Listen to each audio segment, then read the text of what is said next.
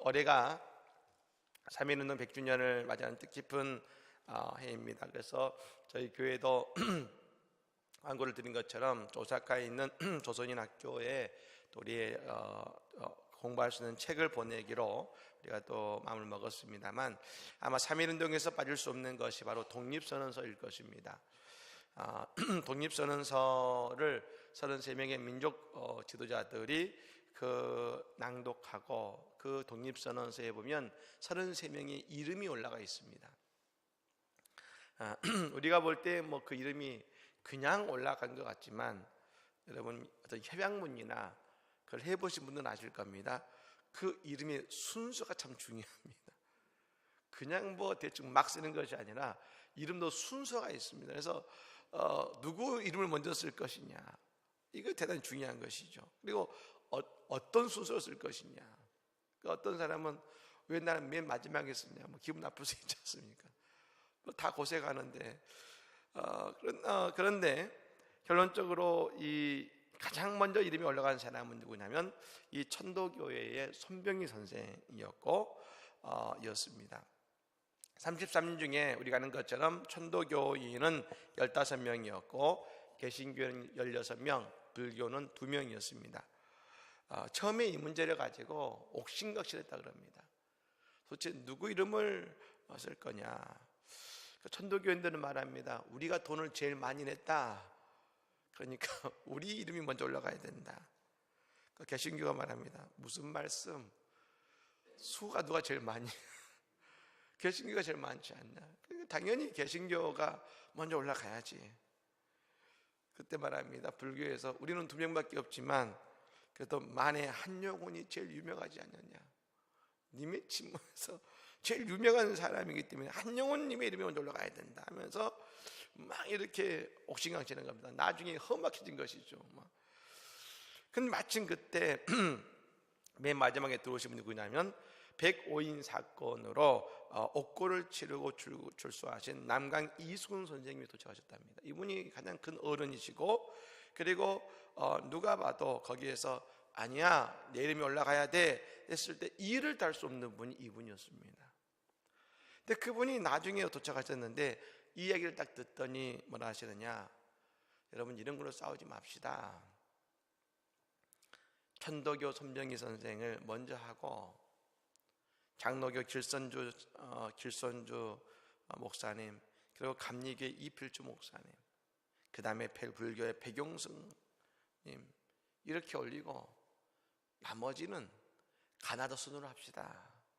그러니까 각 천도교, 장로교, 감리교, 불교의 대표 이름을 적고 나머지는 다 가나다로 합시다. 누가 가장 먼저 이름을 올려도 되는 분입니다. 그럴 권리가 있는 분인데 남강 이승훈 선생님이 그 권리를 포기하자 모든 것이 자연스럽게 정리가 된 것이지요. 우리가 지난 시간에 보았던 고린도 교회는 많은 문제를 가지고 있었습니다. 그 중에서도 문제의 첫 번째 원인은 그들의 분열이었습니다. 4개의 파로 분리되었습니다. 바울파, 아볼로파, 게바파, 그리스도파. 각각의 파로 나뉘어서 서로를 주장했습니다. 그러자 바울 사도는 오늘 얘기하는 것입니다. 왜 그런 갈등이 일어났느냐? 이유는 한 가지라는 겁니다. 하나님의 교회가 십자가의 능력을 잃어버렸기 때문에 그런 갈등이 일어났다는 겁니다. 여러분은 왜 팔을 나눌까요? 왜 팔을 나누어서 주장할까요? 이유는 간단하죠. 나를 더 드러내고 나를 더 높이고자 하는 마음이 그 속에 들어있는 것 아니겠습니까? 근데 여러분, 십자가는 뭡니까? 가장 약한 것을 들어서 존귀하게 만드는 것이 바로 십자가의 능력인 것입니다. 반면 세상의 논리는 강해야 되고 더 많이 가져야 되고 더 높아져야 되는 것입니다. 여러분, 교회가 가지는 가장 강력한 유혹은 이것입니다. 십자가는 사라지고 세상의 모습이 교회를 휘감는 것입니다. 우리가 늘 잊지 말아야 되는 구절이 있습니다. 23절 말씀입니다. 같이 한번 읽어볼까요? 읽겠습니다. 우리는 십자가에 못 박힌 그리스도를 전하니 유대인에게는 꺼리끼는 것이요 이방인에게는 미련한 것이로되. 아멘. 이 구절이 우리 그리스도인에게는 너무나 중요합니다. 그런데 여러분, 사실 이 구절 때문에 복음을 전하기가 어렵기도 합니다. 우리가 복음을 전할 때 힘든 이유가 바로 이 구절, 바로 이것 때문에 그런 것이죠. 뭡니까? 세상에서 약해집시다. 세상에 강한 것이 아니라 가장 약한 십자가를 따라갑시다 할 때 어떤 사람이 좋아하겠습니까? 사람들에게 높아지고 최고가 되고, 여러분, 이것이 아니라 세상에서 가장 약한 것, 십자가를 전할 때 누가 좋아하겠습니까? 여러분, 왜 고린도 교회가 어려운 지경이 되었을까요? 저는 그렇게 생각합니다. 그 교회에 있는 고린도 교인들이 더 잘해보려고 했을 것입니다. 교회를 위해 더 애를 쓰려고 했을 것입니다. 그런데 여러분, 그 결론은 우리가 아는 것처럼 안타까운 분열이었습니다. 왜? 오늘 그 이유가 나오죠. 22절에 뭐라고 합니까? 유대인들은 표적을 구하고 헬라인은 지혜를 찾으나. 고린도 교회를 찾는 여러분 교인들은 두 부류였습니다. 유대인과 헬라인들이었습니다. 전도를 하면서 다른 사람들이 들어오면서 교회는 오는 유대인들에게는 표적과 기적을 보여주고자 했습니다. 오는 헬라인들에게는 바울의 신학과 철학이 있지 않습니까? 또 이 아볼로가 말을 잘하는 사람이었다고 합니다. 여러분, 이 바울은 말입니다, 언변이 좋지 못했습니다. 근데 그 다음에 온 아볼로는 언변이 탁월한 사람이었습니다. 그래서 헬라인들에게 지혜와 같이 철학적인 신학적인 지식을 전한 것입니다. 그래서 교회에서 뭘 보여주느냐? 십자가가 아니라 그들에게 표적과 지혜를 보여주기 시작한 것입니다. 사실 이 실수는 이미 바울의 아덴에서 있지 않습니까? 아덴에서 십자가는 사라지고 여러분, 그곳에서 철학을 전하고 신학을 전했습니다. 근데 결론은 실패였습니다. 근데 지금 고린도 교회가 말입니다, 열심히 믿어보려고 하고 열심히 하려고 했는데 어느덧 십자가는 사라지고 표적과 지혜만을 추구하는 것이 되어버린 것입니다. 표적과 지혜가 나쁜 게 아닙니다. 여러분, 그런데 이것이 십자가의 자리를 대신하게 될 때에 여러분, 그 속에 우리의 교회가 갈등과 아픔이 오는 것입니다. 표적과 여러분 지혜는 좋은 것입니다. 그런데 교회의 중심에는 뭐가 있어야 하냐면 오직 십자가가 그 중심에 있어야 될 줄로 믿습니다. 그 십자가가 있고 말입니다. 그리고 그것이 와야 되는 것인데 반대가 된 것이죠. 그래서 오늘 바울이 말하고 싶은 것입니다. 그게 아니야. 오늘 23절의 말씀처럼 우리가 십자가에 못 박힌 것은 못 박힌 그리스도를 전해야 된다. 교회는 십자가를 전하고 십자가를 들어야 된다고 다시 이야기하고 있는 것입니다. 여러분, 그래서 신앙은 말입니다, 늘 back to the basics, 기본으로 돌아가는 것이 중요한 것입니다. 지금 잘하고 있는 것 같습니다. 잘 된 것 같습니다. 그런데 그때마다 우리는 늘 신앙의 기본을 다시금 돌아보는 우리의 노력이 필요한 것입니다. 우리가 사순절에 감난산 특별새벽기도를 하는 이유가 여기 있는 것입니다. 이 새벽에 기도하면서 예수의 십자가를 바라보면서 말입니다. 특별히 여러분 이 앞에 십자가 있지 않습니까? 여러분 유심히 보신 분도 보시겠습니다만, 제가 이 십자가를 장로님께 만들어달라고 부탁드릴 때 제가 뭐라고 부탁드렸냐면, 장로님 십자가를 너무 잘 만들어주지 마십시오. 투박하게 만들어 주십시오 라고 부탁을 드렸습니다. 여러분 앞에 있는 십자가니까 화려하게 멋지게 만들 수 있지요. 또 우리 장로님 기술이 얼마나 좋으십니까? 네, 부탁드렸습니다. 장로님, 이 십자가는 투박하게 만드셔야 됩니다. 앞에 십자가 보십시오. 왜요? 십자가는 화려한 것이 아닙니다. 십자가는 약한 것입니다. 여러분, 그리고 우리는 이 십자가를 볼 때마다 우리는 사순절의 신앙의 기본으로 늘 돌아가야 되는 것입니다.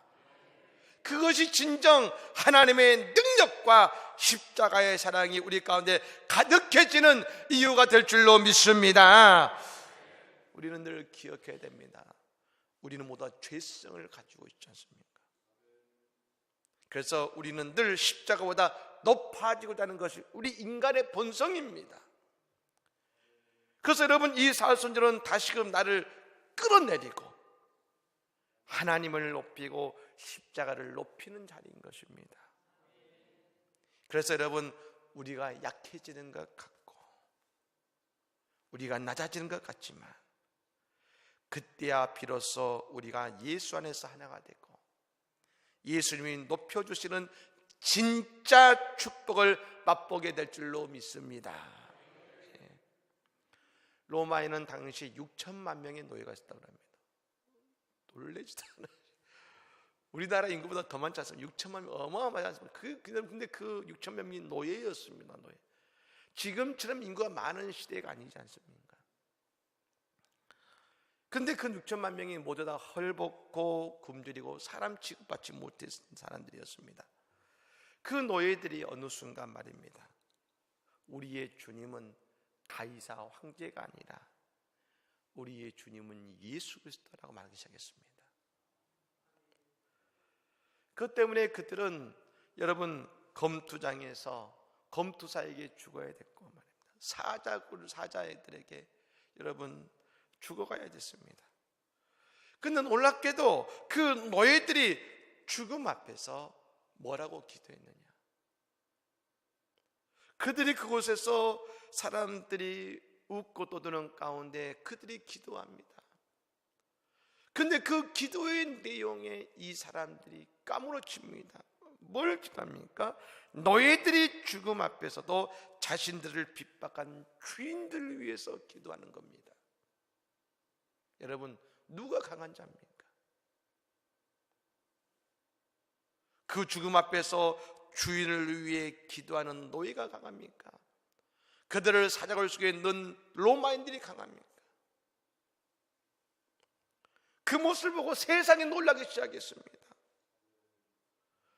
왜 놀랐습니까? 힘없이 죽어가는 것처럼 보이지만 그들의 진짜 능력을 보았고 그들의 진짜 힘을 보았기 때문에 그런 것입니다. 초대교회에서 성령의 역사가 일어났을 때 사람들은 제자들 향해서 아그라마타라 불렀다고 합니다. 무식한 자라는 뜻입니다. 근데 여러분, 저는 오늘 본문을 다시 읽으면서 어제 설교에서 말씀드렸죠. 예수님이 제자를 부르실 때 마가복음 3장 13절의 말씀에 또 산에 오르사 자기가 원하는 자들을 부르시 나온지라. 예수님이 원하시는 자들을 제자로 부르셨는데 부르신 자들이 누구였을까? 위대한 사도들이 아니라 그 시대의 가장 작은 자들을 예수님은 부르셨구나. 이걸 알 수 있는 것이죠. 27절의 말씀이 뭐랍니까? 그러나 하나님께서 세상에 미련한 것들을 택하사 지혜 있는 자들을 부끄럽게 하려 하시고, 세상의 약한 것들을 택하사 강한 것들을 부끄럽게 하려 하시며, 이 한마디가 십자가 아니겠습니까? 그리고 성경을 봤더니 정말로 하나님이 사용하신 인물들은 그랬습니다. 믿음의 조상으로 75세의 아브라함을 부르셨습니다. 우리 같으면 스마트하고 패기 있고 뭔가를 할 수 있는 사람을 부를 것 같은데, 믿음의 조상으로 75세의 아브라함을 부르셨습니다. 저 이스라엘 백성들이 애굽에 있을 때, 출애굽시킬 때 누구를 지도자로 부르셨습니까? 모세를 불렀습니다. 모세는 이집트의 왕자였고 살인자였습니다. 여러분, 유대인들에게, 그 히브리 백성들에게 모세가 이집트 왕자였다는 것은 뭡니까? 저 사람은 우리 민족의 배신자야, 아니 저 사람은 이집트의 앞잡이야 라고 말할 수 있는 사람이 모세였을 겁니다. 더욱이 모세는 살인자로서 말입니다. 세상 사람들에게 인정받기 어려운 흠이 있는 사람이었습니다. 가장, 그러므로 히브리 백성 중에서 가장 약한 사람이 누구일까 보면 그는 바로 모세였을 겁니다. 그런데 하나님은 그 모세를 부르셨습니다. 다윗은 어땠습니까? 이스라엘의 가장 위대한 왕이고, 지금도 유대인들은 다윗 왕을 바라보는데, 그 아버지 이새가 말입니다, 내놓기 부끄러워했던 아들이 모세였습니다. 이 다윗이었습니다. 우리는 다윗의 위대함을 어릴 때부터 찾으려고 합니다. 다윗이 무엇이 위대했고, 그런데 아니요, 다윗은 말입니다, 그 아버지도 부끄러워했던 아들이었습니다. 성경에 나오는 하나님이 사용하시는 모든 인물의 특징은 바로 이것이었습니다. 그들은 십자가와 같은 존재들이었습니다. 여러분, 한국교회도 마찬가지입니다. 조영기 목사님, 한경림 목사님, 한국교회 위대한 목회자들이시죠. 여러분, 이분들의 특징이 뭔지 아십니까? 다 폐결핵으로 죽음을 경험하신 분들이라는 겁니다. 폐결핵으로. 그런 여러분 약하지요. 여러분, 조영기 목사님 그 설교 아시죠? 아셨으면 그 특유의 톤이 있지 않습니까? 여러분, 제가 나중에 알았습니다. 사람들이 따르면서 하지만 왜 그러냐면, 이분이 폐결핵으로 폐가 약하니까 호흡이 안 됩니다. 그래서 고음 비음을 내시는 겁니다. 폐결핵으로 폐가 약하니까. 약하지요. 하지만 하나님께서는 그 약한 분들을 통하여 한국교회를 세우는 일을 사용하시지 않습니까? 교회는 세상에 보여줘야 되는 것이 있습니다. 우리의 약함이요 십자가인 것입니다. 교회가 여러분 세상의 십자가가 아니라 우리의 강함을 보이려고 하는 순간, 교회는 진짜 하나님의 능력을 잃어버리게 되는 것입니다. 30절 말씀 이렇게 말합니다. 너희는 하나님으로부터 나서 그리스도 예수 안에 있고, 예수는 하나님으로부터 나와서 우리에게 지혜와 의로움과 거룩함과 구원함이 되셨으니, 이 땅의 진정한 능력은 하나님께 있으니 우리는 오직 예수님만 바라보고 예수님처럼 나아가면 될 줄로 믿습니다.